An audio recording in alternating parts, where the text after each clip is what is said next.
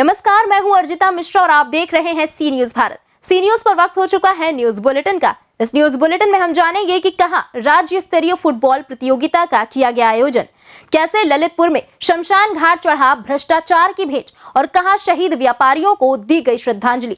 इन सभी खबरों को जानेंगे विस्तार से इस न्यूज बुलेटिन में।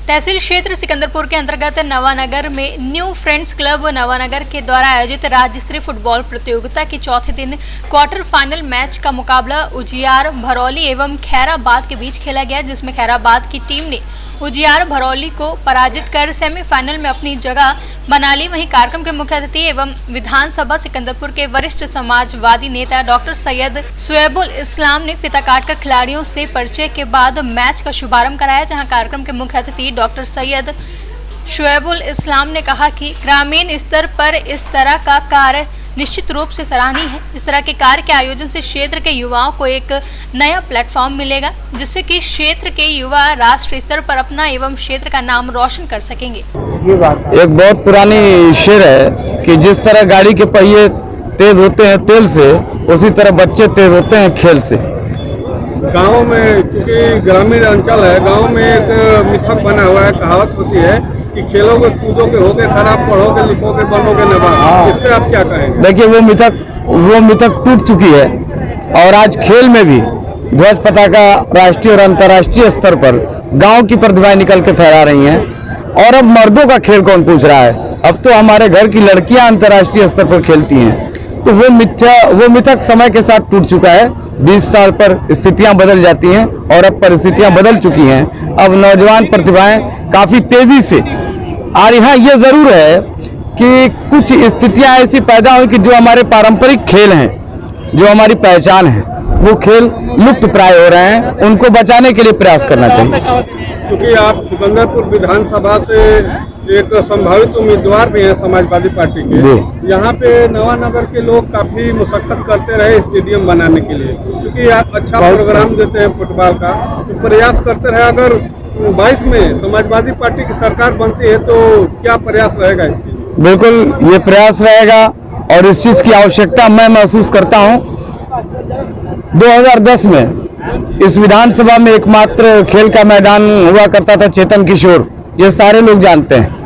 उस खेल के मैदान को जब तत्कालीन बसपा सरकार की महत्वाकांक्षी योजना मानवर कांशीराम आवास योजना चल रही थी, तो उसका सबसे पहले विरोध करके उस खेल के मैदान के अस्तित्व को बचाने की किसी ने लड़ाई लड़ी थी, तो आपका ये भाई डॉक्टर शुएबुल इस्लाम ने लड़ी थी।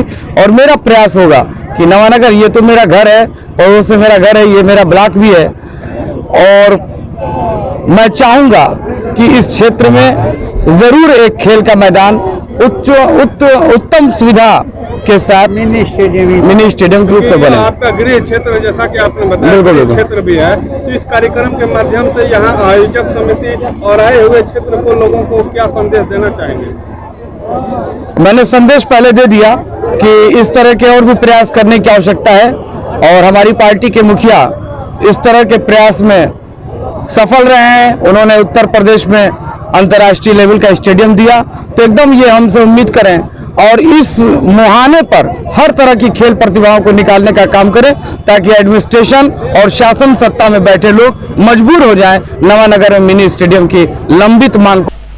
बलिया से सी न्यूज संवाददाता लड्डन की रिपोर्ट।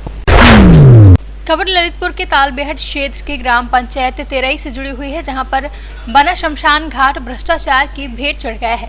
लाखों की लागत से बना शमशान घाट ग्राम पंचायत तेरई में अंतिम सांसें ले रहा है, जहां जर्जर हालत में खड़ा शमशान घाट में कभी भी बड़ा हादसा हो सकता है। ललितपुर से सी न्यूज संवाददाता देवेंद्र यादव की रिपोर्ट।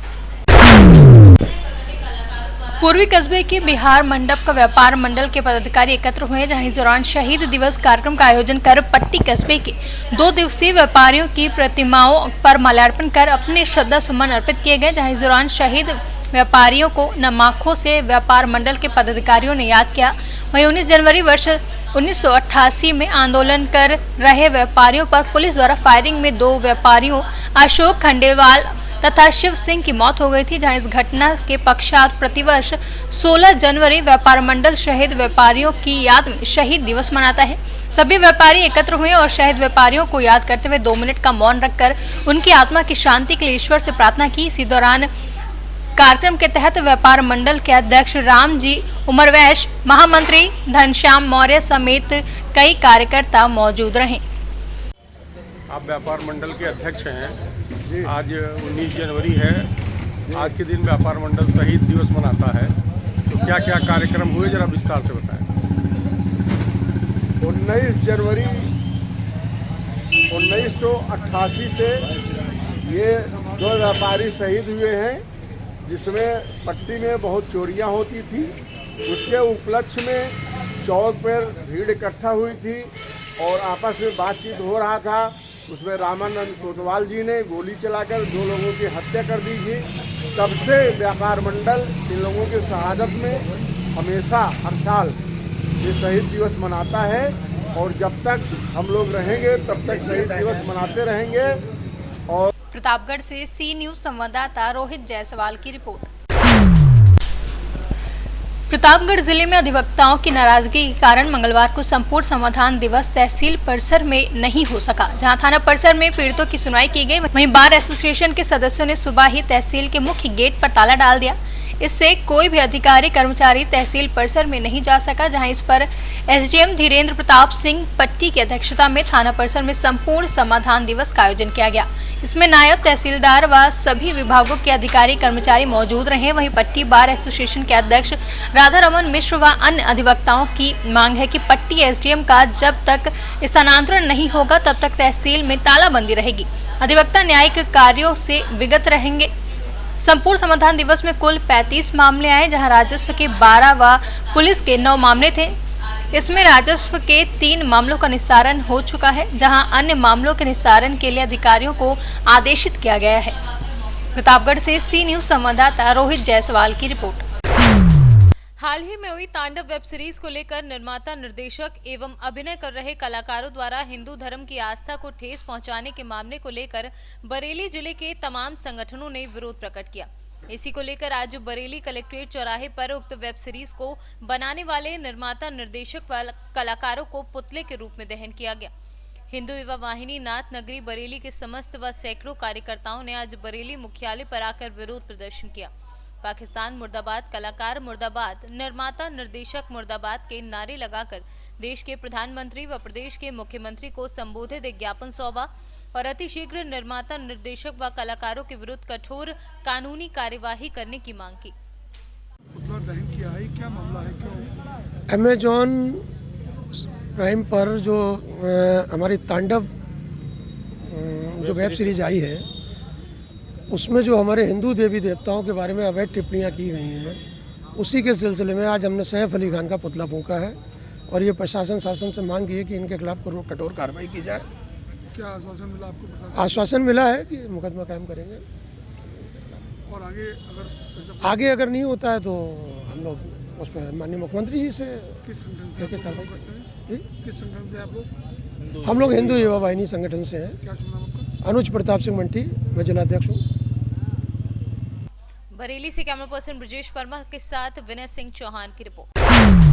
दतिया में शासन की मंशा अनुसार प्रशासन द्वारा भूमाफियाओं के खिलाफ मुहिम चलाई जा रही है। भांडेर बाईपास से उन्नाव रोड बाईपास तक प्रशासन द्वारा अब तक की सबसे बड़ी कार्यवाही की गई। 20 बीघा जमीन से अतिक्रमण हटाया गया। अतिक्रमण मुक्त कराई गई जमीन का बाजार मूल्य 35 करोड़ रुपए आका गया है। उल्लेखनीय है कि प्रशासन द्वारा भूमाफियाओं के खिलाफ कलेक्टर के निर्देश पर अभियान चलाया जा रहा है। पूर्व में तत्कालीन कलेक्टर के निर्देशन में भी अवैध अतिक्रमण हटाओ मुहिम को अंजाम दिया गया था, जिसमें शहर की जीवन रेखा सीता सागर तालाब की जमीन पर निर्माणाधीन अवैध बहुमंजिली इमारतों को ध्वस्त करने की योजना प्रस्तावित थी। प्रशासन द्वारा अतिक्रमणकारियों को नोटिस भी जारी कर दिए गए थे। कार्यवाही को कहां, क्यों और कैसे रोक दिया गया, ये विचारणीय है। शहर में प्रशासन द्वारा जो अवैध अतिक्रमण हटाए जा रहे हैं वो आप किस नज़रिए से देखते हैं? देखिए, अतिक्रमण हमेशा से प्रशासन के सामने एक समस्या रही है। कोई भी सरकार हो, अतिक्रमणकारी हमेशा शासकीय भूमि पर अतिक्रमण करके यहाँ वहाँ अतिक्रमण करके ट्रैफिक व्यवस्था को ध्वस्त कर देते हैं और शासन को भारी क्षति पहुँचाते हैं। लेकिन जब भी प्रशासन अतिक्रमण हटाने की कार्रवाई करता है, उस पर पक्षपात के आरोप लगते हैं। ये सबसे बड़ी विडंबना है। वर्तमान में भी दतिया में जिस तरह से प्रशासन पहचान कर अतिक्रमण तोड़ रहा है वो गलत है। अतिक्रमण अगर है तो उसे बिना ये देखे हुए कि कौन गरीब का है, अमीर का है, किस जाति धर्म का है, मंदिर का है, मस्जिद का है या कांग्रेस का, भाजपा का है, अतिक्रमण को ईमानदारी के साथ, निष्ठा के साथ हटाया जाना चाहिए। निश्चित रूप से शहर की कानून व्यवस्था और ट्रैफिक व्यवस्था उससे सुधरेगी। मैं चाहता हूँ प्रशासन को ईमानदारी से अतिक्रमण हटाने की कार्रवाई करें। तो क्या ये आपकी नज़र में ये पक्षपात हुआ है अतिक्रमण हटा? हाँ, कुछ मैं देख रहा हूँ कि कुछ लोगों के छोड़ दिए, फिर एक तोड़ दिया, फिर एक छोड़ दिया, ये समझ में नहीं आ रहा। दूसरा, आप जो शहर की मूल व्यवस्था है, जो शहर की रीढ़ की हड्डी है, सीतासागर तालाब, उसमें जो अतिक्रमण है उनको छोड़ के आप दूर दूर जा रहे हैं अतिक्रमण तोड़ने। पहले आप यहाँ पर शुरुआत कीजिए, सीतासागर से आप अतिक्रमण हटा दीजिए। शहर की रीढ़ की हड्डी है, शहर की जीवन रेखा है, आप इसका अतिक्रमण नहीं हटा रहे हैं और दूर दूर जो झोपड़ियाँ हैं, कच्चे बच्चे अतिक्रमण है वो हटा रहे हैं, ये गलत है। मैं चाहूँगा प्रशासन को सबसे पहले सीतासागर से अतिक्रमण हटाने की कार्रवाई करनी चाहिए। दतिया से सी न्यूज़ संवाददाता दीपक शर्मा की रिपोर्ट। बीजेपी की जिला पंचायत पिहानी प्रथम की कार्यकारिणी बैठक संपन्न हुई। मुख्य अतिथि के रूप में अनुराग मिश्रा, खुशी वाजपेयी, अवधेश रस्तोगी, सुबोध सिंह सहित तमाम पदाधिकारी व कार्यकर्ता मौजूद रहे। प्रवीण कुमार द्विवेदी के नेतृत्व में उनके आवास पर भी हुई बैठक। हरदोई से सी न्यूज़ संवाददाता ताहिर खान की रिपोर्ट। पिहानी हरदोई में सुबह तकरीबन 9 बजे कस्बे में सल्लिया पिहानी मार्ग मोहल्ला कोटकला उत्तरी में लॉकडाउन के दौरान से लग रही एक प्राइवेट सब्जी मंडी के पास चेतराम उम्र 50 वर्षीय पुत्र श्यामलाल निवासी मोहल्ला कोटकला पूर्वी मार्ग के किनारे टहलते हुए वहां से गुजर रहा था। तभी सलिया मार्ग से तेज रफ्तार से लकड़ी लदी हुई आ रही ट्रैक्टर ट्रॉली ने उसे टक्कर मार दी और टक्कर लगते ही चेतराम की मार्ग दुर्घटना में घटनास्थल पर ही मौत हो गई। सूचना पाकर मौके पर पहुंची स्थानीय कोतवाली पिहानी पुलिस ने पहुंचकर शव को कब्जे में लिया और सामुदायिक स्वास्थ्य केंद्र पिहानी लाकर पंचनामा कराया। पापा मेरे पिताजी सब्जी लेके आ रहे थे, पीछे से टक्कर मार दी। नहीं, किसने टक्कर मारी है? ट्रैक्टर में। क्या उस पर लदा हुआ था? लकड़ी। कहाँ से आ रही थी?